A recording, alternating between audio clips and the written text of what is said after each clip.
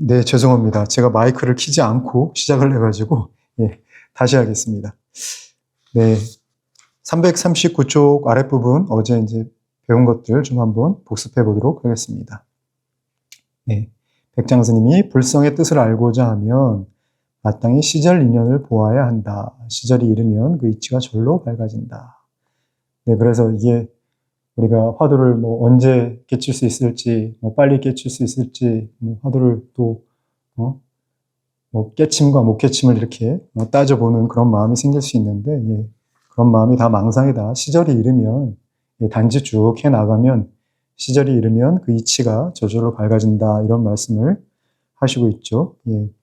340쪽도 이제 그런 얘기입니다. 회양 스님과 마조 스님이 이제 그런 얘기를 하고 계시죠. 341쪽 밑부분 보면 마치 물 위에 떠 있는 조롱박이 움직이는 사람이 없어도 늘 걸림이 없어서 닿기만 하면 바로 움직이고 누르면 바로 빙글빙글 도는 것과도 같습니다. 억지로 그렇게 하는 것이 아니라 법이 그와 같기 때문입니다. 네.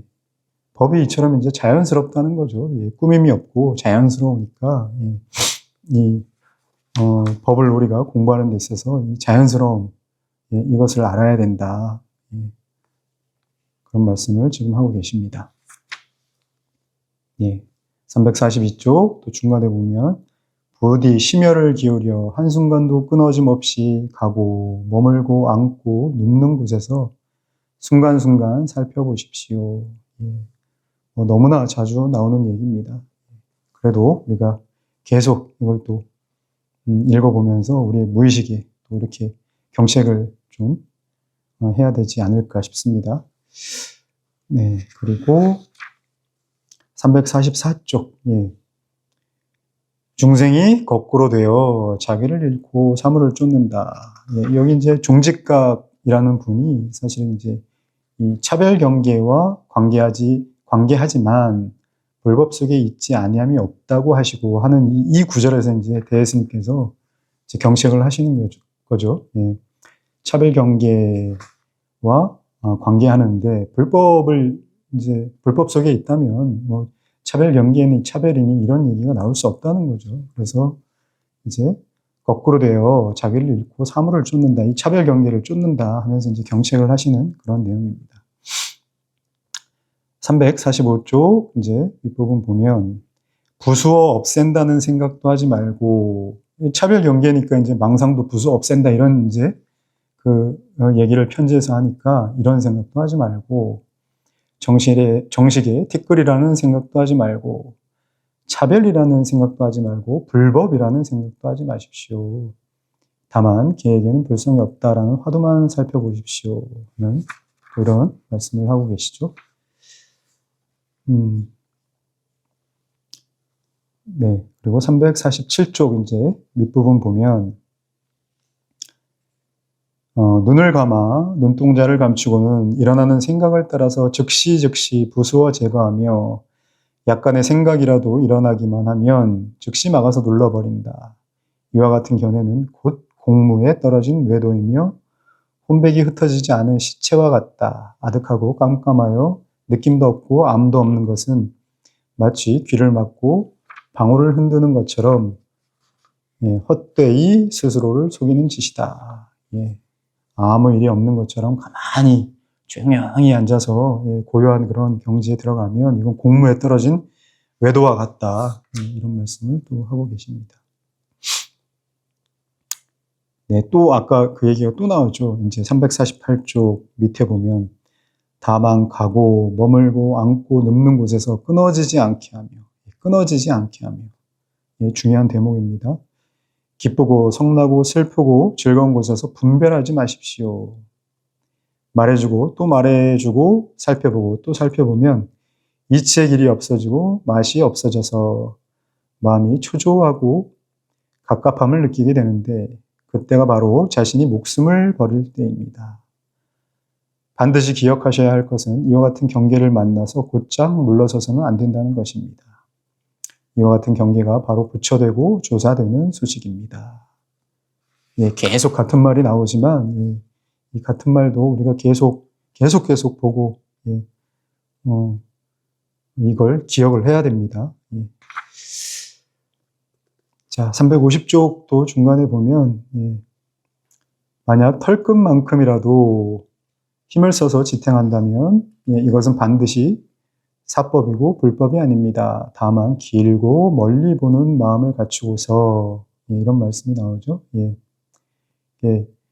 힘을 써서, 예, 뭐 기력으로 이렇게 화두를 공부를 하면 안 되고, 일상생활도 이제 마찬가지라는 말씀입니다. 예, 자연스러운 의심.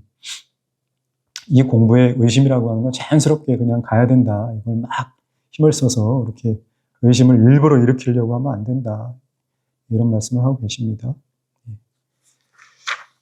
그러니까 마음에 저항이 있으면 안 된다. 뭐 이런 말씀이시죠. 예. 막 이제 마음에 저항이 있으니까 이제 힘든 거 아니겠습니까? 예.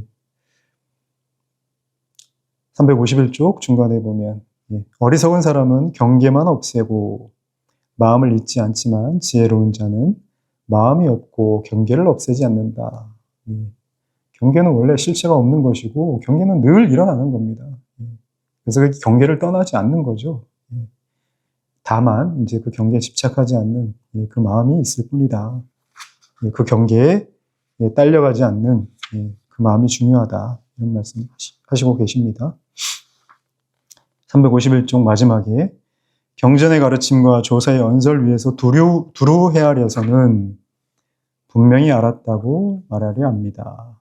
이것은 분명히 아는 것이 도리어 분명히 아는 것이 아닌 줄을 전혀 모르고 하는 짓입니다. 네, 헤아리는 이 마음이 굉장히 이제 뿌리 깊은 거죠. 예, 공부하는 사람들은 아마 이 말씀이 무슨 말씀이신지, 예, 잘 알 겁니다. 예, 헤아리는 거 그런 거 가지고는, 예, 가 닿을 수도 없고 그야말로 헤아릴 수 없다. 예, 그런 말씀을 하고 계시고 경책을 분명하게 또 해주고 계시죠. 네, 353쪽 이참정 태발에 대한 답서, 예, 한번 같이 보겠습니다. 편지에 말씀하시길 화엄의 중중법계는 절대로 헛된 말이 아니며 이미 헛된 말이 아니라면 반드시 당부하는 곳이 있을 것이며 반드시 스스로 긍정할 곳이 있을 것이라고 하셨는데, 예, 뭐 각주 1025번 한번 보겠습니다. 중중법계, 법계 연기를 말함. 법계 곧 우주만유를 일대 연기라고 하는 것. 법계의 사물이 천차만별하나 피차가 서로 연기하여 나타나는 것이며 하나도 단독으로 존재하는 것이 없다. 그러므로 만유를 모두 동일한 수평선 위에 두고 볼 때에는 중생, 부처, 번뇌, 보리, 생사, 열반과 같이 대립하는 것들도 실제는 모두 동등한 것이다. 그리하여 번뇌가 곧 보리, 생사가 곧 열반이어서 만유는 원육무해하다. 그래서 화엄 중에서는 일직일체, 일체즉일, 모든 것이 하나고 하나가 곧 모든 것이라 말한다. 한 사물은 단독한 하나가 아니요 그대로 전 우주라는 뜻은 그 사물이 전 우주와 연기하여 성립되기 때문이다. 이와 같이 우주의 만물은 각기 하나와 일체가 서로 연기하여 있는 중중무진한 관계인데 이것을 법계무진연기라고 한다. 네, 교회에서는 이렇게 얘기하는 겁니다.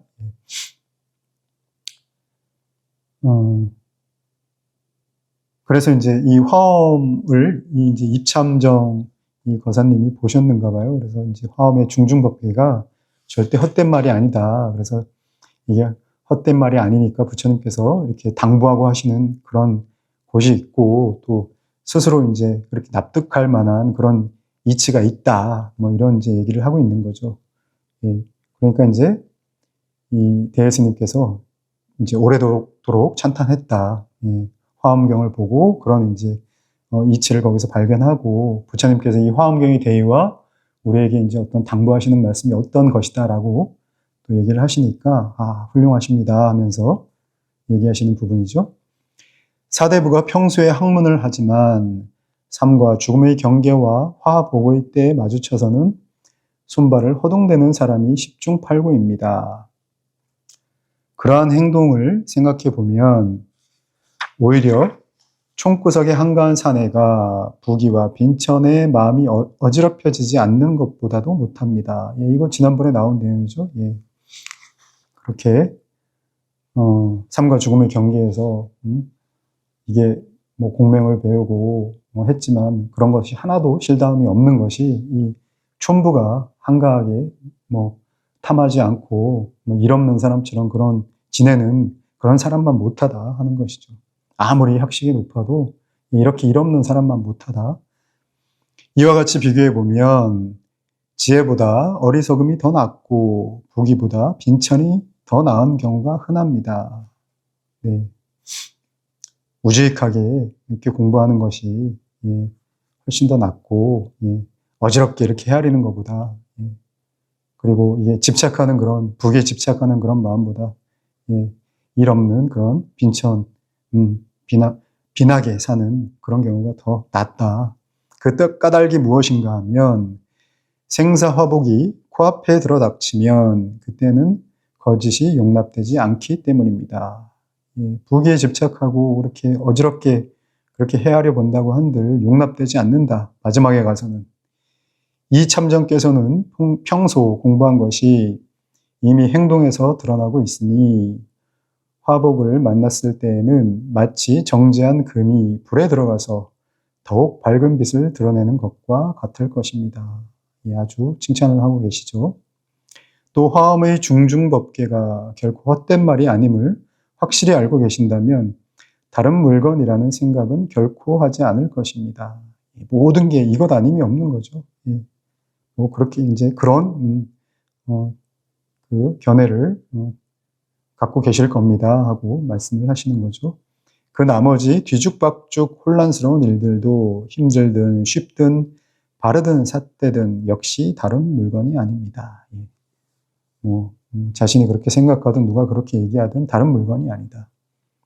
공께서는 늘 이와 같이 보시길 바랍니다. 저도 역시 그 속에 있습니다. 뒷날 고요한 물가에서 서로 만나 세세생생 향불을 피울 인연을 맺고 중중법계를 성취하여 그 일을 진실하게 한다면 어찌 작은 보탬이겠습니까? 여기서 이제 향불을 피워 인연을 맺는다는 것은 이제 교화한다는 뜻이죠. 중생세계로 들어가서 교화하는 그 일이 참으로 진실하다. 그게 어떻게 작은 일이겠느냐. 이런 말씀을 하시는 거죠. 다시 말씀드립니다만 지금 이 한 줄의 이야기가 우화를 말하여 사물을 가리키는 것으로 이해하지는 마십시오. 하하하. 가볍게 이렇게 하는 얘기는 아닙니다. 그런 얘기입니다. 자, 증종승 천언에 대한 답서 한번 보겠습니다. 님께서는 타고난 자질이 도에 가깝고 몸과 마음이 깨끗하여 장애가 될 만한 다른 인연이 없습니다. 이 한 가지만은 누가 님에게 미칠 수 있겠습니까? 다시 가고 머물고 앉고 눕는 가운데 제가 보여드린 분별을 벗어난 깨달음의 유체를 때때로 스스로에게 일깨워 줄 수 있어야 합니다. 한순간에 딱 들어맞아 1000가지에 밝고 100가지에 합당하다는 말씀은 하지 마십시오. 네. 깨달음이란 이런 겁니다. 혹은 뭐 이게 깨달음입니다. 뭐 이런 얘기는 하면 안 된다는 거죠. 이렇다 하면 곧 이렇지 않은 것이니까 그르친다는 겁니다. 그리고 우리가 보통 뭐 깨달음하면 깨닫지 못한 상태에서는 깨달음을 뭐 이미지화 시키는 경우가 많습니다. 자기가 이해한 깨달음으로 깨달음은 이럴 것이다, 저럴 것이다. 그렇게 하면 안 된다는 거죠. 비록 금생에는 아직 투철히 깨닫지 못한다 해도 다만 이렇게 버티어 나아가 섣달 금음날에 이르면 염라대왕도 삼천리를 물러나야 할 것입니다. 왜 그럴까요? 순간순간 반야의 가운데 있어서 다른 생각이 없고 끊어짐이 없기 때문입니다. 우리가 화두를 의심하는 게 자연스럽게 의심이 일어나면 끊어짐이 없고 다른 생각이 없는 거죠. 예컨대 도가의 무리들이 망령된 마음으로 생각을 가지고서도 오래오래 하다 보면 오히려 공이 이루어져 지수화풍에게 불임을 당하지 않을 수가 있다고 하는데 도가에서도 이 망령된 마음으로 저렇게 얘기를 하는데 하물며 모든 순간 반야 가운데에 머물러 있다면 섣달 금음날에 어찌 업을 바꿀 수 없겠습니까? 마지막에 가서도 자유롭게 다닐 수 있다. 예, 자유롭다. 예, 얽매이는 게 없다. 그런 말씀을 하고 계시죠. 그러나 오늘날 사람은 흔히 얻으려고 하는 마음을 가지고 도를 배우니 예, 만약에 뭐 얻을 게 있다라고 하면 언젠가 읽는 때도 예, 잃는 때도 있으니까 이거는 이제 선문에서 얘기하는 도가 아닌 거죠. 이것은 망상이 없는 가운데 진짜 망상입니다. 예, 이런 견해를 가져서는 안 됩니다. 하는 말씀이십니다. 다만 자유롭도록 하십시오. 그러나 너무 긴장해서도 안 되고 또 너무 늘어져서도 안 됩니다. 다만 이와 같이 공부하면 마음의 힘을 무한히 덜게 될 것입니다. 자연스럽게 공부한다고 하는 건 이제 뭐 긴장된 마음이 아니죠. 그렇다고 막 그걸 놓고 뭐 또 가끔가다 돌아보는 그런 마음도 아닌 겁니다. 예. 아주 자연스럽게 이 공부에 이제 마음을 두셨으면 힘을 빼고 자연스럽게 그렇게 공부를 해야 된다. 이런 말씀을 하고 계시는 거죠. 다만 이와 같이 공부하면 마음의 힘을 무한히 덜게 될 것입니다.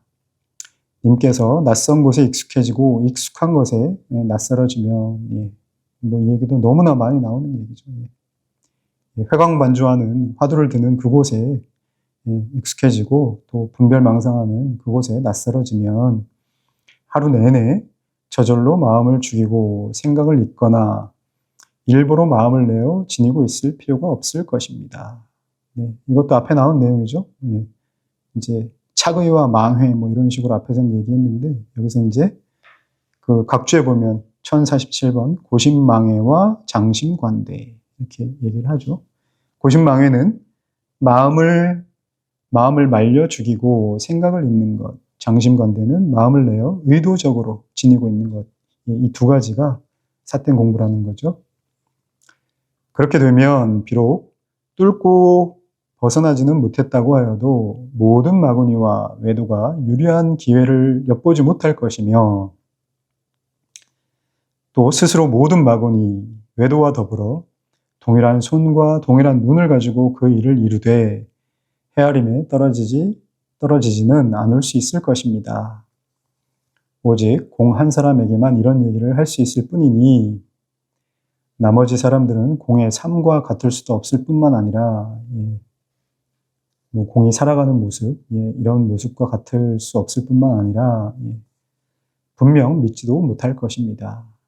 사는 모습을 이렇게 보니까 공에 살아가는 모습이 참 이 도에 부합한다. 뭐 이런 말씀을 하시는 거죠. 그래서 공에게 이렇게 얘기한다. 다른 사람한테 얘기하면 믿지도 못할 거다. 이 얘기를 그런 말씀을 하십니다. 다만 화두에서 살펴보십시오. 살펴보고 또 살펴보다가 잡을 것도 없고 맛도 없어서 마음속이 갑갑하게 느낄 때 힘을 내기에 딱 좋으니 절대로 다른 것을 따라가지는 마십시오. 여기서 이제 힘을 낸다는 건 이제 우리가 뭐 자주 나온 얘기 중에 버틴다 뭐 이런 얘기가 있죠. 버티기에 딱 좋을 때다. 그러니 절대로 다른 것을 따라가지는 마십시오. 이 갑갑함 속에서 이 맛도 없는 이 속에서 버텨야 된다. 이런 말씀을 반복해서 하시는 거죠. 다만 이 갑갑한 곳이 곧 부처가 되고 조사가 되어서 천하 사람들의 입을 다물게 만드는 것입니다. 절대로 소홀히 하지 마십시오. 네, 오늘은 여기까지 하겠습니다.